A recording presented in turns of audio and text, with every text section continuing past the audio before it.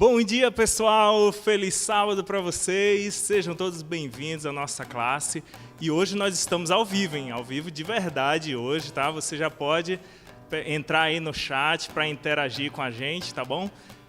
Para você que ainda não é inscrito no canal, se inscreva no canal, tá? Compartilhe aí com seus amigos, sua família e deixe seu like, que nós vamos louvar agora. Não fale que o conhece, se o esquece em cada esquina. Não fale que o encontra nas suas ondas de fé e não na palavra. Não na palavra, que falta hoje é fé na palavra, que muda quem eu sou, não deixa nada, amando o que é de Deus, deixando o mal que tanto amei.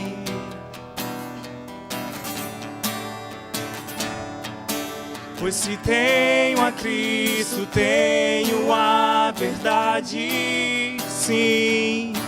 O assim diz o Senhor, e não eu acho que não fale que o conhece, se o esquece em cada esquina. Não fale que o encontra nas suas ondas de fé e não na palavra, não na palavra, que mais a hoje é graça sem juízo,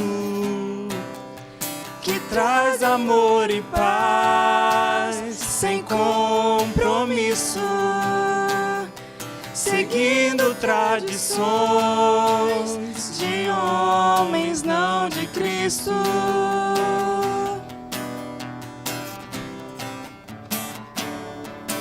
Pois se tenho a Cristo, tenho a verdade, sim. No assim diz o Senhor, e não eu sinto que não fale que o conhece, se o esquece em cada esquina. Não fale que o encontra nas suas ondas de fé e não na palavra, nas suas ondas de fé e não na palavra, não na palavra, não, não fale.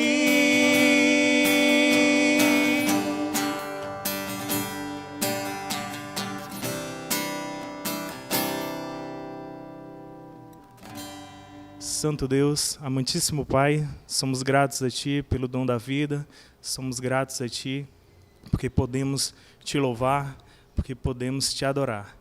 Receba o nosso louvor, nos envia o Teu Espírito Santo para o momento de estudo da Tua Palavra, por Jesus. Amém. Amém.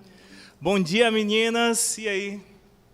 Como é que vocês estão? Tudo bem? Bom dia, tá tudo bem, só um pouco nervosa, né? Mas tá tudo certo. Pessoal, essa aqui é a Isabela, tá? Já esteve com a gente de outras classes aí. E aí, Isabela, tem alguém aí assistindo de casa? Acho que tem uma mãe ali pra alguém? com o coração meio apertado de ficar longe, mas deve estar ali na live. Ah, maravilha. Um abraço pro meu povo lá de Rondônia também, né? Não sei quantos tem. Aô, Rondônia! Aô, Rondônia! Muito bem, eu também gostaria de aproveitar a oportunidade e mandar um abraço também. Minha família que está lá longe, assim como da Isabela. Minha família lá da Bahia, tá? Um abraço para todos. Meus pais sempre assistem às nossas classes. né? Em especial, eu tenho uma mãezinha querida também, né, lá da cidade de Eunápolis, a dona Iraci. Então, que o Senhor esteja contigo também, tá bom? E a minha mãe é a Ângela, tá? E o meu pai Ernesto. Um abraço para vocês também. E aí, Nath, bom dia para você. Bom dia, galera. Um abraço para alguém. Tem alguém longe, Nath? Olha, todo mundo longe, na verdade. Hoje meus pais estão longe, meu irmão está longe. Mas queria mandar um abraço especial para a Larissa, que é a nossa guerreira, que nos abandonou por motivos muito justos.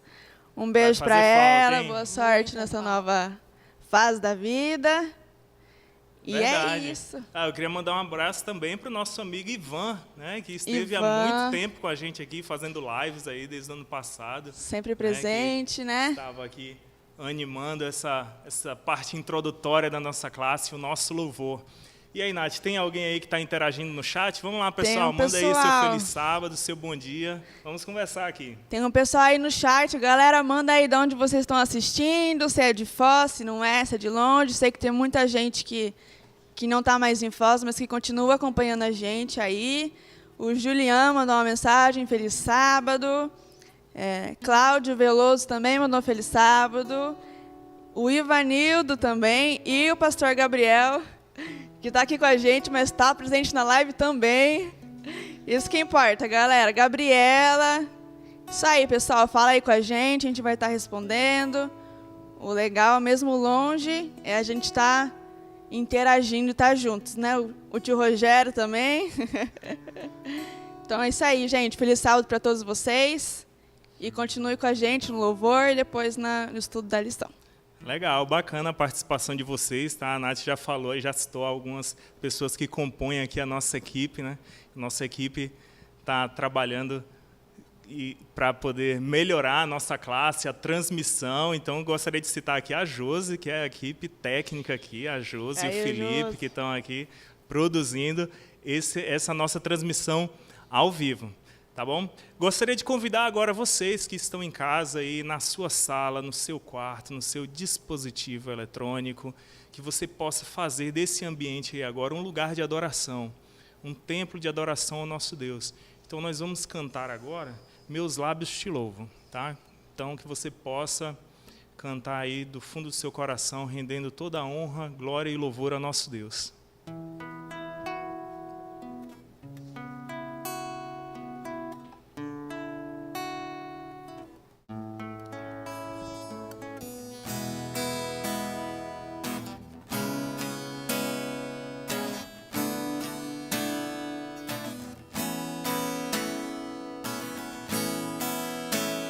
Ó Deus, Tu és o meu Deus forte. Eu te busco ansiosamente. A minha alma tem sede de Ti. Meu corpo te almeja como terra árida, exausta sem água. Assim eu te contemplo no santuário, para ver tua força e tua glória, porque a tua graça é melhor do que a vida, e os meus lábios te louvam. Eu te contemplo no santuário, para ver tua força e tua glória, porque a tua graça é melhor do que a vida, e os meus lábios te louvam, os meus lábios te louvam. Ó Deus, Tu és o meu Deus forte. Meu Deus forte. Eu te busco ansiosamente. A minha alma tem sede de Ti. O meu corpo seja como terra árida, exausta sem água. Assim eu te contemplo no santuário para ver tua força e tua glória, porque a tua graça é melhor do que a vida e os meus lábios te louvam. Assim eu te contemplo no santuário para ver tua força e tua glória, porque a tua graça é melhor do que a vida e os meus lábios te louvam. Os meus lábios te louvam.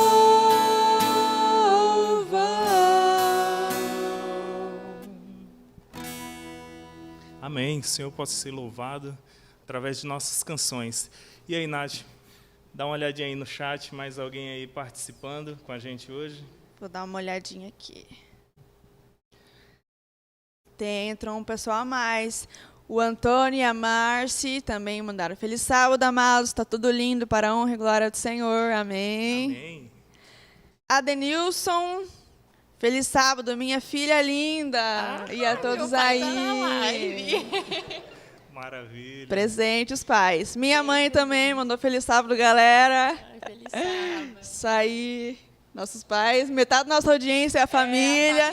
Mas o que importa é todo mundo aí. Muito bom receber aí o carinho da família e dos amigos que não estão aqui, né, presente por motivo justo, tá? Mas gostaríamos que vocês compartilhassem para mais pessoas. É muito importante a cada sábado estarmos reunidos, estudando, né, compartilhando um pouco de conhecimento e sentindo cada vez mais o amor de Deus, o amor transformador em nossas vidas.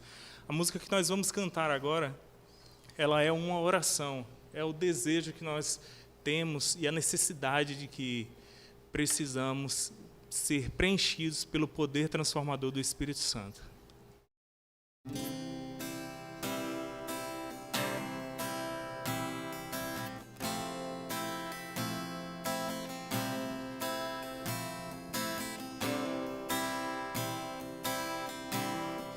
Em oração eu trilho o caminho que Jesus abriu.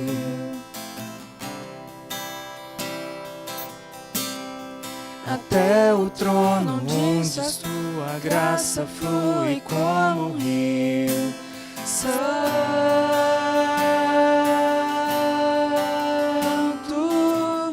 Santo, anjos cantam,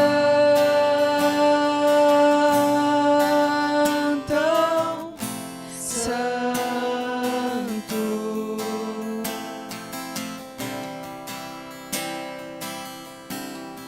E pela fé caminho até avistar o autor da minha fé.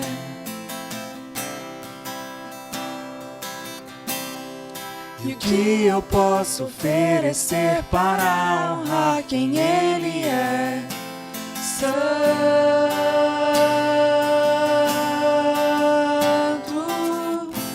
Santo, anjos cantam,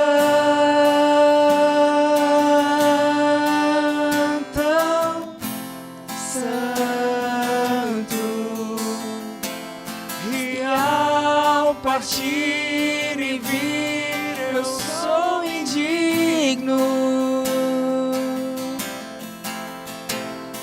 mas sua voz me diz: não vá, meu filho. Torne meu sofrimento em testemunho.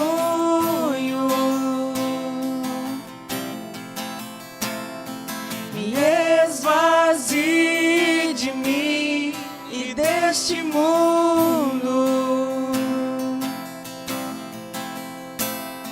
e que o meu nome morra com meu corpo, e que o de Cristo permaneça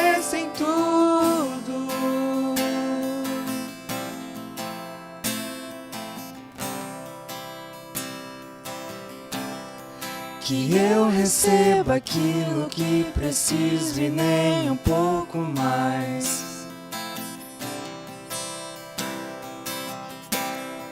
Me dê os bens que de imediato eu possa abandonar. Santo,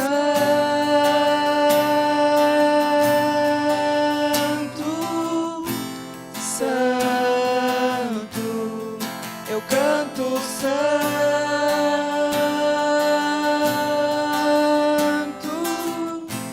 Santo. Torne meu sofrimento em testemunho,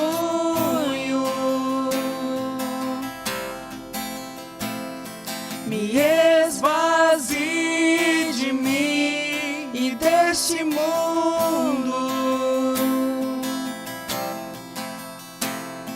e que o meu nome morra com meu corpo, e que o de Cristo permaneça em tudo. No nome de Cristo, no nome de Cristo. Amém.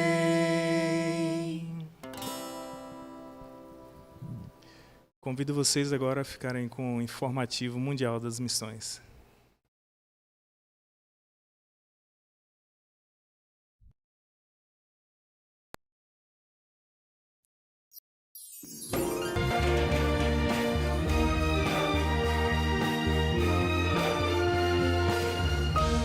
Informativo Mundial das Missões. Um livro e uma escola. Tatiana parou em um sebo após um dia de trabalho na escola adventista de Tokimok, no Quirguistão. A professora comprou vários livros e, ao final, a vendedora lhe deu um livro de brinde. Era o livro O Grande Conflito. Em casa, Tatiana folheou o livro e viu o contato de um homem chamado Pavel Noskov, impresso na última página. Para sua surpresa, o endereço no impresso era o mesmo do seu prédio, e o sobrenome era igual a de uma professora da escola. No dia seguinte, Tatiana foi conversar com a Arina Noskov sobre o livro, sua colega da escola, e as duas se tornaram amigas. A Arina e seu marido Pavel eram adventistas e falaram mais sobre a mensagem da Igreja Adventista para Tatiana. Logo o casal convidou Tatiana para frequentar um grupo de estudos bíblicos que se reunia na casa deles. Tatiana gostou das reuniões e chegou a emprestar sua casa para sediar os estudos bíblicos. Depois de um tempo, Tatiana e seu filho Andrei se sentiram fortemente impressionados a se tornarem adventistas. O casal Noskov orou sobre o assunto, e então Tatiana e o filho decidiram ir pela primeira vez na Igreja Adventista. A experiência foi ótima. Os membros da igreja foram afetuosos, e em abril de 2019, Tatiana e Andrei foram batizados. Tatiana e o filho agradecem a influência da escola adventista na missão de conduzi-los ao reino de Deus. Há 3 anos, as ofertas missionárias ajudaram a construir um ginásio na escola adventista de Tokimok, no Quirguistão. Obrigado por sua ajuda.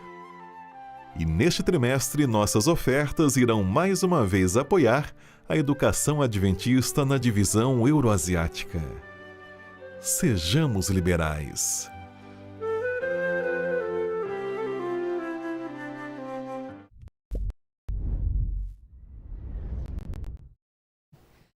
Bom dia, meu povo querido, que alegria estar aqui mais uma vez com vocês, para que juntos possamos estudar a palavra de Deus. Você viu aí que história fantástica, né? O poder de um livro, né? Essas páginas impressas que transformam vidas. que você também possa fazer o uso de pregar a mensagem, quer seja de maneira falada ou impressa. E eu estou aqui novamente acompanhado por pessoas especiais, aqui o pastor Gabriel. Bom dia, pastor. Bom dia, Filipão, tudo bem? Bom dia, meu povo que está conectado em casa. Um abraço, um beijo no coração. Feliz sábado para você e para todo mundo que está junto aí. Amém. Obrigado, pastor, mais uma vez estar presente conosco. Estamos aqui com o nosso italiano Vincenzo. Como é que você está, Vincenzo? Obrigado por estar aqui.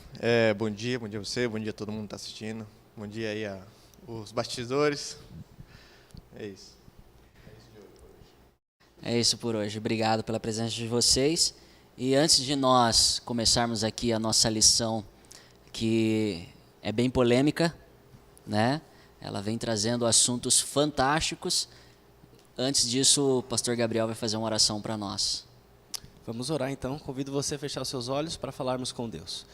Grandioso Pai, amoroso Deus, obrigado, Senhor, pela vida que o Senhor nos concede, obrigado pelas maravilhas, obrigado pelo descanso, obrigado por este sábado tão especial.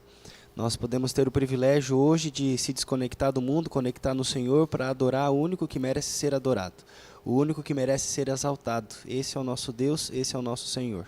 Obrigado, Pai, por tudo.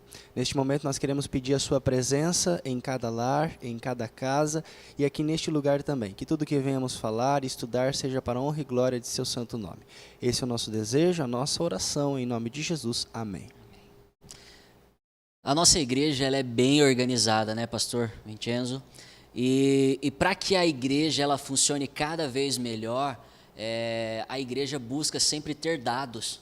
Porque com dados você consegue analisar se as coisas estão indo bem ou não. E é por isso que eu quero convidar você agora, para você entrar aí no nosso grupo do WhatsApp, você que é cadastrado em nossa classe jovem. Se você não é, você vai fazer o seguinte, você vai mandar lá no grupo dos jovens o teu contato e pedindo para fazer o cadastro na classe jovem, Central Foz, para que você possa participar junto conosco.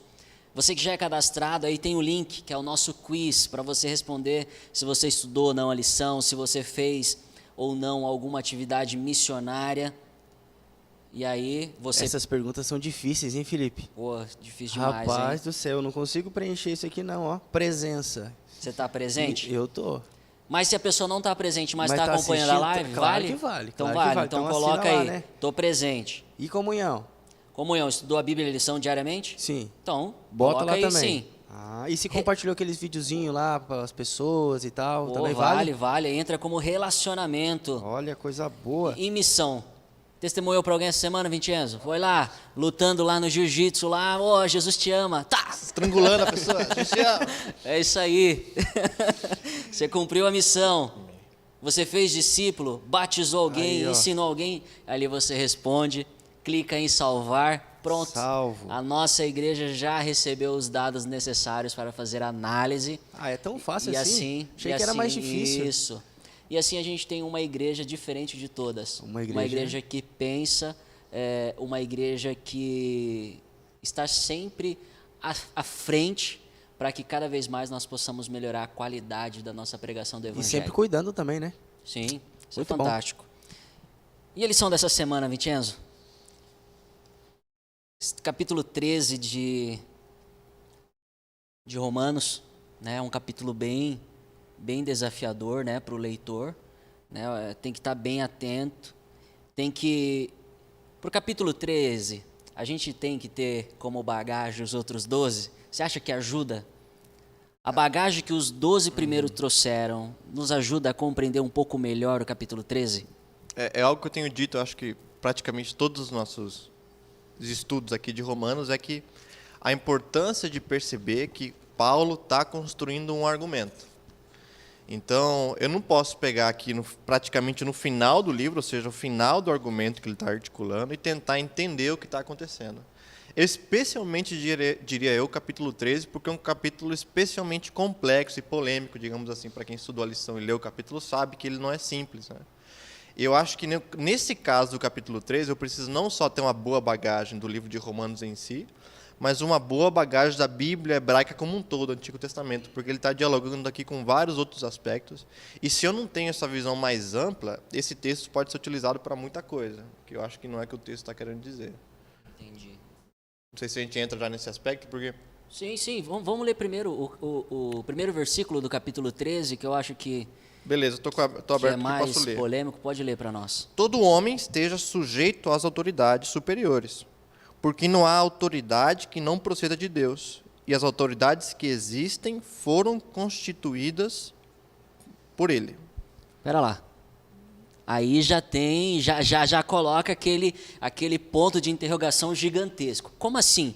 Toda autoridade é estabelecida por Deus. Então eu posso afirmar que Hitler, Stalin, Mao Tse Tung, qualquer um dos líderes nacionais ou mundiais são estabelecidos por Deus, pessoas que causaram tão mal para a sociedade, tanto mal para a sociedade, e eles são ordenados, enviados de Deus. Então, aí que vai a problemática do capítulo 13, eu não vou resolver aqui em 5 minutos, mas vou tentar mostrar uma direção de como a gente lida. 6.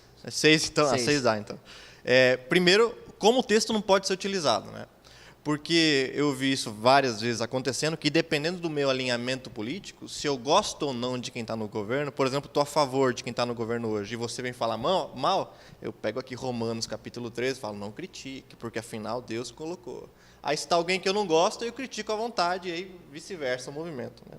Por isso a importância da compreensão do contexto estrito de Romanos e mais amplo da Bíblia hebraica. Vou falar primeiro de Romanos.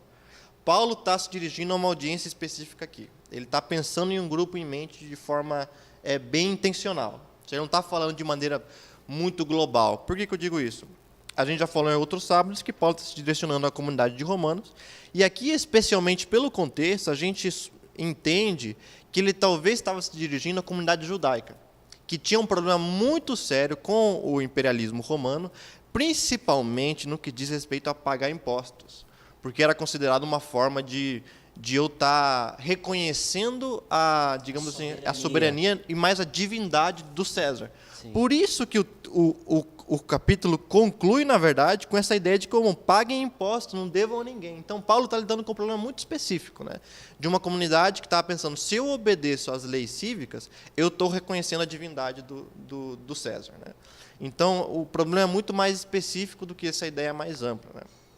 A gente vai falar isso, acho que um pouquinho mais para frente. Agora, no que diz respeito a essa relação já de Deus sendo aquele que institui a soberania dos reis da terra, né? Isso aqui Paulo não está tirando do vácuo. Isso é uma ideia que já estava presente em toda a Bíblia, principalmente no que a gente fala de literatura de exílio. Durante esse período tão drástico assim, para a história do povo de Israel, vou resumir aqui, Israel tem que se relacionar com outros poderes instituídos, né? Babilônia, Pérsia, Grécia, etc. e tal. E dentro desse período de exílio é construído o que os estudiosos chamam de uma ética de exílio, ou seja, como eu me relaciono com as autoridades nesse momento de exílio. E primeiro a percepção de que a gente se encontra sobre essas autoridades por ordenança divina, digamos assim. Porque nós falhamos e pecamos e Deus instituiu essas autoridades para serem juízos sobre nós. Isso não quer dizer que essas autoridades estão em uma posição digamos assim, de autoridade divina, no sentido de que são infalíveis, de que tudo que elas fazem está de acordo com a vontade divina, mas elas estão ali ocupando um papel que é uma reflexão, digamos assim, da imagem e semelhança de Deus que estão governando sobre a criação. Tem relação com aquela passagem que eu vou enviar meu servo Nabucodonosor para poder levar vocês a cativeiro. Isso, a gente pode pegar vários textos dessa literatura de exílio que está indicando essa, digamos assim, soberania dos deuses, dos soberanos assim, nacionais, governantes. Por exemplo, eu lembrei agora de Daniel capítulo 2, vou citar só esse de exemplo. Quando Daniel se relaciona com Nabucodonosor, ele diz assim, lá no versículo 13, quando ele está falando sobre o sonho, né, no capítulo 2. Tu, ó rei, rei de reis, a quem o Deus do céu conferiu o reino, o poder e a força e a glória, e cujas mãos foram entregues os filhos dos homens, onde quer que eles habitem, os animais do campo e as aves do céu, para que dominasse sobre tudo que eles, tu és a cabeça de ouro. Ou seja, essa ética do exílio já é perceptível ali, de um Deus que ordena esses soberanos para cumprir o seu juízo, ou sua vontade, etc. e tal. Mas isso não exime o soberano de fazer aquilo que é errado, de crítica por parte do próprio Daniel, porque a gente vê lá no capítulo 3, Daniel criticando que ele não se ensoberbeça muito, porque senão ele será cortado. Então, é muito mais complexo do que simplesmente dizer, foi instituído por Deus, logo agora tudo que ele faz é de vontade divina. E um último texto que eu gostaria de ler, que é um clássico sobre a ética do exílio, é Jeremias 29, 4 a 7, que trabalha muito do que Paulo vai trabalhar no que diz respeito ao Império Romano. Diz assim, no momento do cativeiro: assim diz o Senhor dos Exércitos, o Deus de Israel, a todos os exilados que eu deportei de Jerusalém para a Babilônia: edificai casas, habitai nelas, plantai pomares e comei o seu fruto. Tomai esposas e gerai filhos e filhas, tomai esposas para vossos filhos e dai vossas filhas a maridos, para que tenham filhos e filhas. Multiplicai-vos aí e não vos diminuais. Procurai a paz da cidade para onde vos desterrei e orai por ela ao Senhor, porque na sua paz vós tereis paz. Então, essa ética de buscar a paz e orar por Babilônia, certo? Porque na paz de Babilônia há a paz dos filhos de Israel, é uma ética clássica do exílio que Paulo está evocando aqui, falando justamente para a comunidade judaica que conhecia esse problema da ética do exílio, e ele está se dirigindo, é justamente assim que a gente deve viver sobre o jugo babilônico, entender que são as autoridades que estão, de certa forma, bem ou mal, representando a soberania divina, e nossa relação com ela é sempre a busca de paz e amor, é onde vai desaguar de forma todo o capítulo. Eu sei que foi um pouquinho mais de 7 minutos, mas não consegui. Felipe. Não, mas lembrando que a gente, usando essa metáfora, né, que nós vivemos no Egito, nós estamos exilados, nós não estamos em Canaã. Então, a teologia do exílio deve ser colocada em prática por nós hoje também. Não sou a favor do indivíduo que está na presidência da República. Qual deve ser meu papel? Orar. Porque a paz sobre esse governo significa paz para todos os habitantes aqui também. Eu gostaria de adicionar mais uma coisa, né? Porque aí, outra questão polêmica, né? Eu vou entrar de cara nela. Como o cristão se relaciona com as autoridades no que diz respeito a direitos sociais, etc. e tal, como o cristão se posiciona, né? Vou apresentar dois lados e vou tentar achar um meio termo. O primeiro é essa posição de total distanciamento. Eu vou orar pela paz, etc. e tal, e o meu papel é simplesmente esse, né? Qualquer papel ativo na sociedade que busca retificar direitos sociais não está de acordo com o Evangelho, porque o Evangelho, o reino não é deste mundo, é todo aquele papo, etc. e tal. Outro lado da moeda é a compreensão de um Evangelho estritamente social, no sentido de que o papel do cristão é trazer mudança social e efetiva na sociedade. O cristianismo se resume a essa prática social, certo? De um cristianismo ativo, protestante contra a opressão do mais fraco. Geralmente são dois lados da moeda que estão sempre em debate, né? Sempre em conflito. Sempre os extremos. Então, eu acredito que ambos são extremos, né? Um de um total existência de uma bolha religiosa que não tem nenhum tipo de diálogo com os problemas da sociedade. Passividade, né? E a gente vai falar um pouco disso, eu acho, hoje. E o outro, uma militância. Um revolucionário. Exato, que eu acho que não condiz muito com o que o Evangelho propõe. E aqui a gente tem que discutir muito, mas eu acho que o exemplo perfeito da existência em sociedade é o próprio Cristo, que ao mesmo tempo reconhece que o seu papel de transformação é trazer um reino que não é desse mundo, certo? Transformando corações de indivíduo e não se opondo de forma como era comum naquele momento histórico, como forma de revolta aberta contra Roma, mas ao mesmo tempo é um Deus que vem trazer o evangelho ao pobre, ao cativo, ao oprimido, etc. e tal, e que está constantemente lidando com esses problemas sociais em concretos de fome, de doença, de, por exemplo, no caso dos publicanos, de opressão por parte de dinheiro monetário. Ou seja, Cristo não está nem nessa bolha, nem nesse ativismo social, mas ele está andando, eu acho que no caminho ideal que o Evangelho propõe. E a lição ela traz esse convite, né, de nos revestirmos de Cristo, e ela explica o que é isso, né? Nada mais é do que imitar as suas ações, né? Felipe, eu queria só comentar um detalhezinho que foi citado ali no início. Quando eu leio esse texto, eu percebo que o apóstolo Paulo ele descreve isso para a igreja primitiva, que é claro que também é aplicado para nós, mas, em resumo, assim, eu percebo que ele fala para que eu, como um cristão, mantenha um bom relacionamento com as autoridades. Isso não significa que eu vou me levantar lá na praça, levantar uma bandeira e começar a defender um partido X ou Y, mas que eu apoie, que eu ore, assim como o Vincenzo explanou nos minutos ali que ele apresentou, que eu apoie, que eu ore por eles, para que tudo ocorra. A gente também crê que a história ela é dirigida por Deus. Então, a gente temos as autoridades aqui nessa terra, mas, ao mesmo tempo, a gente sabe que a maior autoridade de todas é Deus, porque a história é dirigida por Ele. Então, a gente segue as orientações governamentais, desde que elas não interfiram, e a gente vai falar sobre isso em breve, né? Não interfiram com os princípios que o próprio Deus deixou para nós. Ele pede para que nós apoie, incentive, tenha um bom relacionamento, mas que ao mesmo tempo a gente saiba até que ponto ir, até que ponto levantar a bandeira. Eu me lembrei aqui agora, Vincenzo, de Gênesis, né? Desse Deus da autoridade que concede a autoridade, né? E sendo Ele fonte da autoridade. Tem relação isso? Tanto o texto que eu li agora sobre Nabucodonosor, tem vários ecos ali de Gênesis, né? Desse domínio do Deus sobre os do Nabucodonosor sobre tudo que há na terra, sobre os animais, etc. e tal. É um eco bem proposital de Gênesis. Tem um amigo que escreveu uma tese sobre Nabucodonosor e ele faz justamente esse link do Nabucodonosor como sendo uma figura de Adão. Então, sempre que o homem está numa posição de autoridade, certo? Ele está, querendo ou não, ecoando essa realeza que foi otorgada ao homem lá no capítulo 1. Por isso que ele é essa imagem e semelhança de Deus na terra, né? Agora, o homem pode viver conforme Gênesis 1 ou não, né? E a gente vê constantemente autoridades, tanto na literatura bíblica como na nossa sociedade atual, de que essa responsabilidade é tomada para se servir a si mesmo e não servir ao próximo, e nisso a gente vê esse desaguar de... Então, é esse Deus que concede a autoridade, pois essa autoridade emana dele, né? Mas o indivíduo que recebe essa autoridade tem a liberdade de utilizar essa autoridade para serviço a Deus e à comunidade, ou para servir a si somente. A gente vê esse grande exemplo com Saul e Davi, né?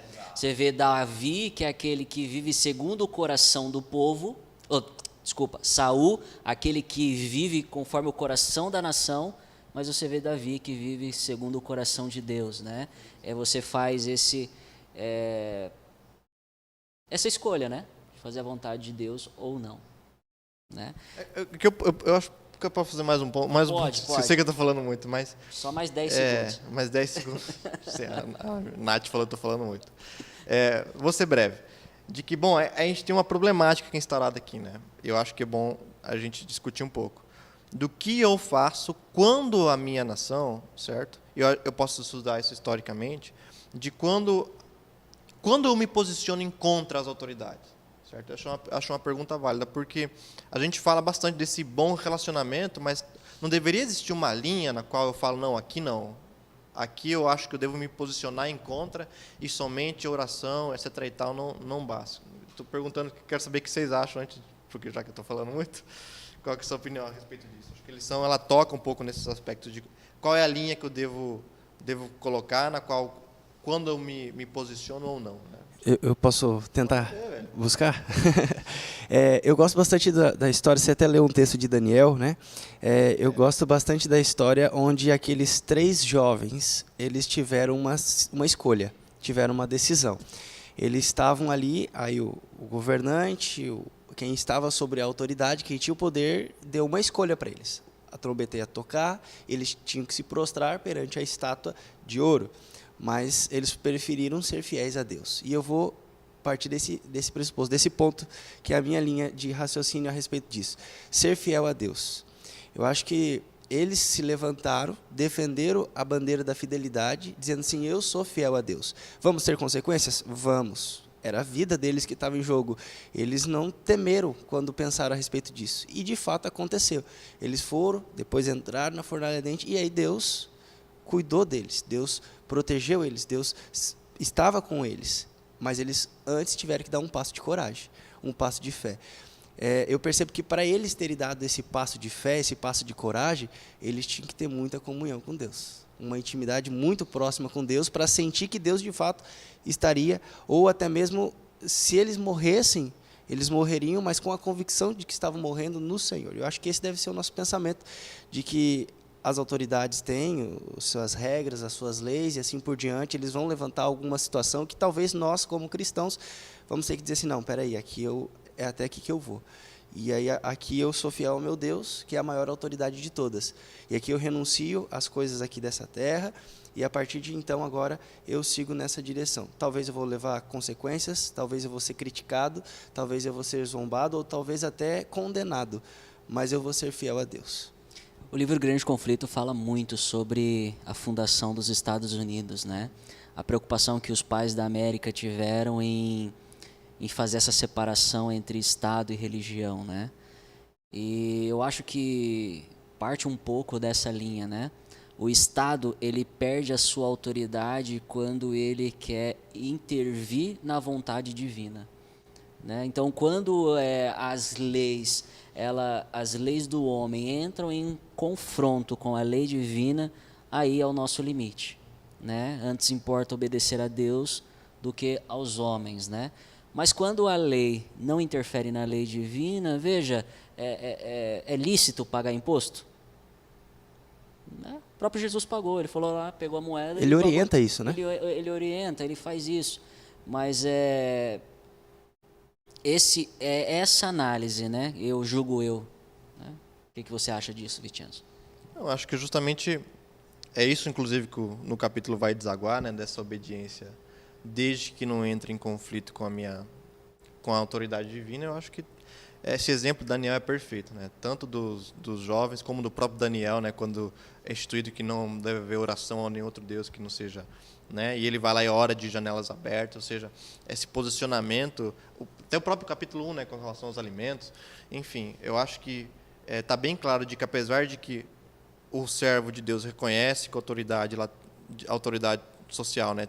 Está colocada aí com uma certa autoridade otorgada por Deus, eu tenho que entender que existe um momento que eu devo me posicionar, certo? E essa é uma responsabilidade, eu acho, de todo indivíduo. Eu queria aqui avançar para o capítulo 13, né, no versículo 8, que diz assim: a ninguém fiqueis devendo coisa alguma, exceto o amor com que vos ameis uns aos outros, pois quem ama o próximo tem cumprido a lei.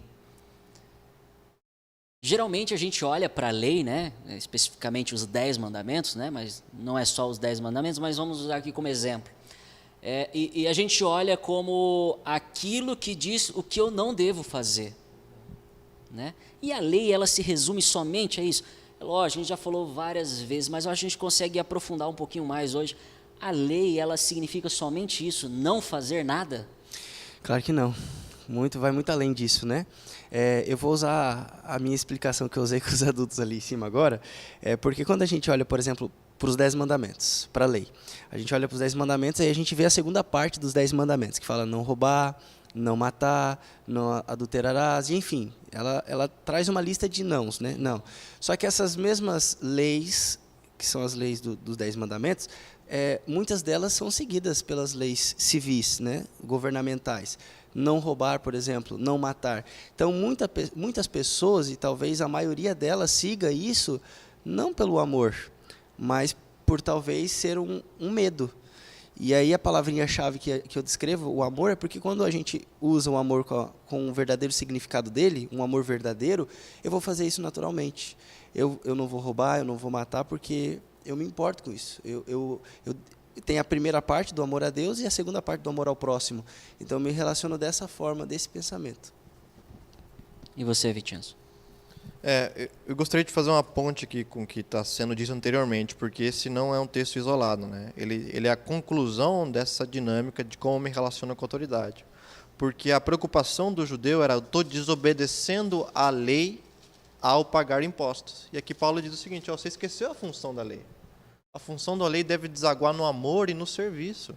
E se você não ama e não serve a sua sociedade, você não está cumprindo a lei, certo? Então, esse cumprimento na lei que foca, eu acho que essa dinâmica é bem curiosa. Esse cumprimento da lei que foca simplesmente nos nãos, ou seja, de como eu cumpro de forma mais estritamente possível, me torna cego, como era da comunidade ali judaica na época, de que não estou pagando imposto, estou cumprindo a lei de forma adequada, eu tenho uma relação completamente antagônica com a sociedade, eu estou não cumprindo a lei porque eu não estou vivendo essa lei de serviço, de amor ao outro, né? Então, no meu zelo por cumprir a lei, eu estou quebrando ela. Então, é uma dinâmica bem paradoxal, eu acho. Vou fazer uma pergunta bem difícil para vocês aí. Não terás outros deuses diante de mim. Um morto tem outro Deus diante dele? Não farás para ti imagem de escultura. Um morto faz imagem de escultura. Não tomarás o nome do Senhor teu Deus em vão. Um morto toma o nome de Deus em vão? O sábado, o morto ele desonra o sábado? Não? Ele está descansando. Olha aí. Roubar, matar, adulterar. Ele desonra o pai e a mãe? A lição ela traz isso de maneira assim fantástica. Se a lei ela se resume àquilo que não fazemos, nós estamos vivendo a realidade de um morto, porque o morto também não faz nada. A lei ela nos convida a fazer alguma coisa. E o que seria isso que a lei nos convida a fazer, Vincenzo? E pastor também quero que você comente. Então, deságua no que o pastor acho que já falou, né? Nessa vivência de que existe um chamado à responsabilidade, a algo que eu devo fazer, não algo que eu devo deixar de fazer, né? Eu acho que no nosso discurso religioso a gente acaba focando muito nos não, né? É muito fácil delimitar fronteiras e limites e preservar essas fronteiras e limites. Tem seu papel, óbvio, mas a lei e a Torá e a Bíblia como um todo é muito mais do que isso, né? É um chamado à responsabilidade de que eu sou o guardador do meu irmão. E eu devo viver essa vida das coisas que essa vida deve desaguar numa vida de serviço, de ações ativas, proativas, em favor do outro, né? E quando eu me preocupo muito nessa questão de demarcar fronteiras, viver no não, eu vou cometer o que essa comunidade cometia, de ser muito estrito e não estar percebendo nesse fator positivo da lei de ação, de prática, etc. Esse não cuidar do irmão tem relação com o pecado de Caim? Ele, na primeira vez que ele responde a Deus, o que ele fala é: acaso sou eu cuidador, chamar, a palavra utilizada inclusive, do meu irmão? Ou seja, a primeira posição em contra de Deus é dizer: eu não sou cuidador do meu irmão, certo? E deságua no quê? Em homicídio, em morte, etc. e tal. Então, tem tudo a ver com isso, é o paradigma que é estabelecido. A lei vem para te lembrar, sim, você é responsável pelo outro. Isso não traz um significado para a nossa religiosidade, pastor? Quando deixa de ser um negócio de não faça isso, não faça aquilo, mas um convite a fazer alguma coisa. É a parte que todo o livro de Romanos, na verdade, ele vem trazendo para nós, né? A gente até falou isso na semana passada, renunciar ao seu eu e viver o que Deus pede para nós, viver o cristianismo. Eu achei interessante que o Vincenzo comentou ali, porque é a parte dos limites, né? Aí ele usou o exemplo de Abel e Caim. Ele foi até um ponto, o tutor, o professor, ou seja, ele tirou a responsabilidade dele. Nós precisamos entender que nós temos uma responsabilidade, nós somos aquele povo escolhido por Deus para se levantar e fazer a diferença na nossa vida e na vida de outras pessoas. É renunciar ao seu eu. Mas eu não sei. Pede para Deus, pede para que Ele te ensine, para que Ele te oriente. Mas eu tenho vergonha, para que trabalhe, enfim. Deus ele pode todas as coisas e é o renunciar ao seu eu e avançando cada vez mais. Só que esse avanço não é do dia para a noite também. Esse avanço é uma vida de comunhão com Deus, uma vida de relacionamento com Deus, é uma vida de intimidade com Ele, de estudo da palavra, de ter essa afinidade, de conversar com Ele. E aí, quando eu entendo tudo isso, aí eu faço a palavrinha do amor ali naturalmente. Aí eu pratico o amor comigo, com as pessoas próximas, eu faço tudo de uma forma especial. Nós temos aqui uma participação fantástica aqui do pastor Jorge Leite. Obrigado, pastor, por estar nos acompanhando. E ele disse aqui, a lei é uma referência à soberania de Deus. Quando obedecemos, mostramos o lugar que damos a Deus. E quando reconhecemos o lugar de Deus, faremos também o nosso papel como sociedade. Então, ao reconhecer a soberania de Deus, reconhecemos o nosso lugar né? Reconhecemos o nosso papel, e a lei nos convida a exercer esse papel de amor ao próximo, de servir ao outro, que é antecedido pelo amor a Deus e serviço a Deus. Então, automaticamente, esse amor a Deus me convida a olhar para o próximo, né? Isso é fantástico. Mais alguma coisa aí, pastor, que você achou de fantástico? Vincenzo? Eu acho que tem um último comentário, né? Que eu acho que exemplifica bem o que a gente está dizendo. É uma dessas narrativas que encaixam perfeito com o que o Romanos está dizendo, pelo fato de ser uma narrativa do exílio, né? O livro de Esther, ele busca apresentar, em grande medida, o que a gente tem discutido hoje, né? Como um povo se relaciona com as autoridades e justamente esse senso de responsabilidade. Porque o que é discutido naquele livro não é se Esther vai guardar as leis da Torá no sentido de não comer porco, ou de não isso, aquilo, essas leis restritivas da Torá, que ocorrem sim no livro de Daniel e são importantes. Mas o livro de Esther vai se preocupar nesse senso de responsabilidade com o outro, porque se vocês lembram da narrativa, ela se posiciona contra o rei quando você tem esse decreto da morte dos judeus. Então, esse sentimento de que eu sou responsável pela vida do outro, e eu me posiciono com uma postura de que, independente do que aconteça, vida ou morte, eu vou ali interceder em favor do próximo contra as autoridades, é um papel de responsabilidade que a gente viu nessa novela da diáspora, que é no caso de Esther. Eu acho que é um pouco do que Romanos está buscando articular, né? Acho que eu trouxe mais uma ideia de um estudo. Quem quiser estudar mais sobre o tema, acho que ler o livro de Esther vai ser um bom exemplo sobre como proceder, né? Eu queria... a gente já está indo para a parte final já? É isso? Então eu queria, de uma forma assim, resumida, o que eu entendi, o que eu apliquei para a minha vida. É que já passou da hora de eu me acordar, de eu entender como cristão de que o tempo está chegando. Já chegou a hora. E como diz o tema, né? Chegou a hora do Ministério Jovem, e aqui o versículo 12 me chama bastante atenção, porque ele me ensina, ele me incomoda a me revestir, ou melhor, a largar as obras das trevas, enfim, revestir a armadura da luz. E isso me chama muita atenção. No versículo 14, aqui mais à frente, ele fala que nós precisamos revestir de Cristo e não satisfazer os desejos da carne. E aí eu encerro com uma frase que eu gosto demais, que diz assim: a cada dia é menos um dia para a volta de Jesus. Eu me apego muito a isso, e isso me chama muito a atenção, me incomoda muito também.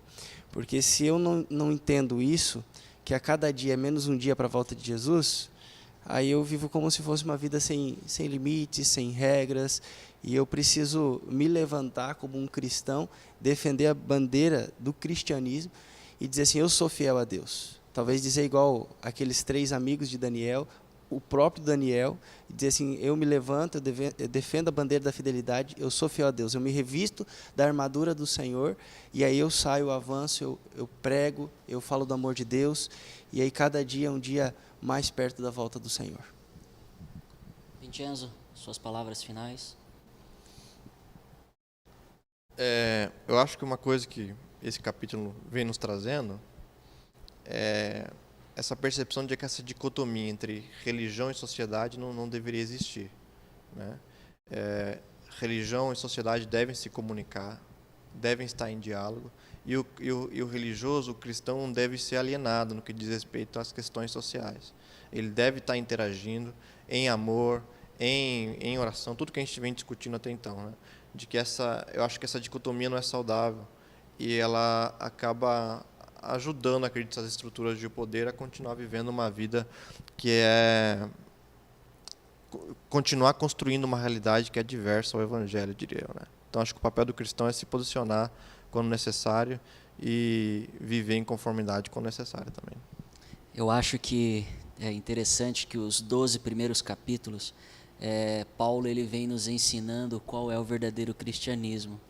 Para no capítulo 3 ele apresentar a necessidade de nós sabermos o que é realmente cristianismo. Pois quando aparecer alguém que confronta a lei de Deus, alguém que vai contra a vontade de Deus, eu falo: opa, eu sei o que é. Eu sei qual é a vontade de Deus, eu sei o que é cristianismo. Então eu sei me posicionar, eu sei escolher o que é certo e o que é errado. E aqui eu faço o convite a você. Estamos vivendo um momento muito estranho, onde autoridades estão usando e abusando de seus poderes. O mundo está se preparando para o conflito final. Saberá você, no momento certo, escolher entre o certo e o errado? Tem você ciência do que é o verdadeiro cristianismo, o que é a vontade de Deus? Peço a você que continue se debruçando no texto bíblico e aprendendo qual é a boa vontade de Deus, para que assim nós não sejamos pegos de surpresas e também não sejamos levados ao erro, porque muitos vão querer abusar do seu poder, né? A gente sabe de toda o conflito final, né? Decreto dominical, todas as coisas que vão acontecer, mas já estão acontecendo, porque nada surge do nada. A sociedade ela vai se preparando aos poucos para que no momento certo as coisas aconteçam. É tudo necessário, um preparo antecipado, uma comunhão com Deus, coisa que aconteceu com Daniel e seus amigos. Eles chegaram no exílio, mas já tendo uma vivência com o Deus de Israel, já conheciam seu Deus. Quando Nabucodonosor se levanta para apresentar a autoridade, Daniel fala, não, você tem autoridade, mas o meu Deus está acima de você. Deus está acima na sua vida, acima daquele político de sua preferência. Que Deus possa te abençoar, que Ele possa trazer sabedoria para você e para todos que estão em sua casa. E que Deus possa trazer conforto para você num momento tão estranho e que a paz dele possa reinar em seu coração. E que já queremos deixar o convite também. Sexta-feira que vem, nós temos às 8 horas da noite o que, Vincenzo? Temos nosso estudo do livro de Gênesis, na classe da VAR. Estamos já no capítulo 2. E tem dinâmicas bem interessantes que a gente vai ver agora na sexta-feira, né? De contrastes com o capítulo 1. Que tem tudo a ver com a base religiosa. Se nós não compreendemos os 11 primeiros capítulos de Gênesis, nós vamos ter dificuldade com a nossa prática religiosa. Então, não deixe de participar. É pelo Zoom, no momento, né? A gente está na pandemia, está em lockdown, mas nós vamos voltar para a nossa classe reformada, que está ficando cada vez mais top, tá? Cada vez mais legal. E no sábado nós temos também a nossa... Sábado que vem é o dia muito especial, é o dia porque nós comemoramos o Dia do Jovem Adventista. Então vai ter programação especial também? Vai ter programação especial. Já vamos convidar para se conectar no Facebook da Igreja Central de Foz do Iguaçu, porque a transmissão do culto será feita pelo Facebook. E depois que terminar a transmissão no Facebook, começa às 11 horas a nossa classe jovem com a última lição? A penúltima lição, falando sobre Romanos. E depois nós temos uma lição extremamente fantástica. Qual que é? Vamos estudar aliança, especificamente como a nova aliança se relaciona com a antiga, né? Acho que o foco dessa lição vai estar nesse aspecto de se anulam, se complementam, são a mesma, então está nesse aspecto. Então já entra no site da CPB, cpb.com.br, já adquira sua lição.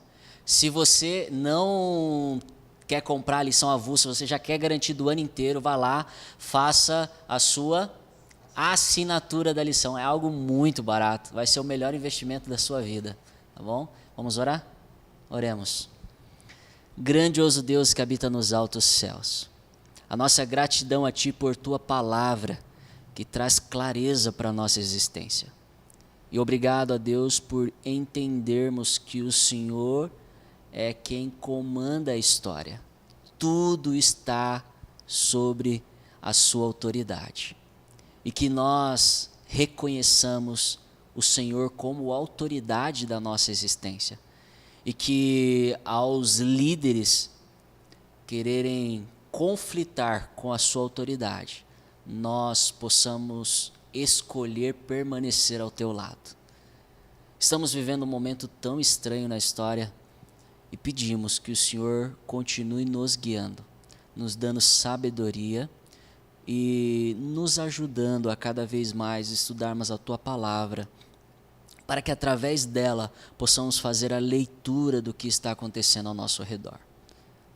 Ajude-nos, salve-nos, em nome de Jesus. Amém, Senhor. Muito obrigado, Deus te abençoe e até a próxima.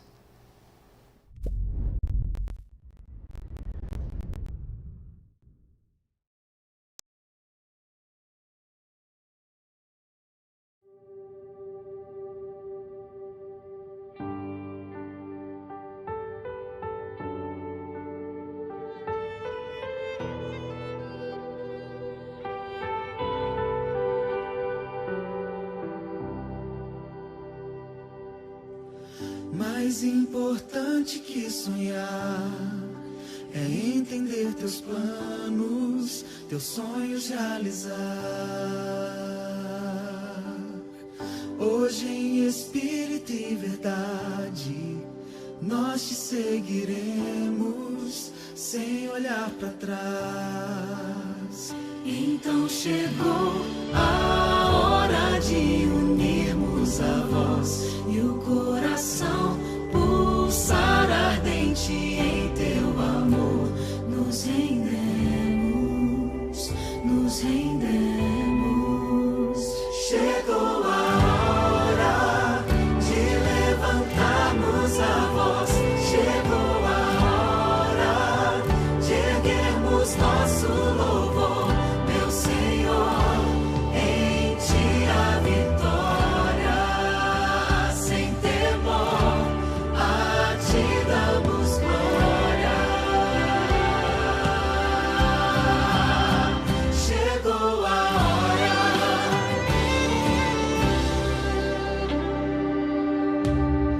Deixamos tudo para trás, temos novo rumo e verdadeira paz. E não podemos nos calar, o evangelho ao mundo devemos proclamar. Então chegou a hora de viver a missão e sem temor levar ao mundo o teu amor. Sem demora, sem demora. Chegou a hora de levantarmos a voz. Chegou a hora de erguermos nosso louvor, meu Senhor, em ti a vitória. Sem temor, a ti damos glória.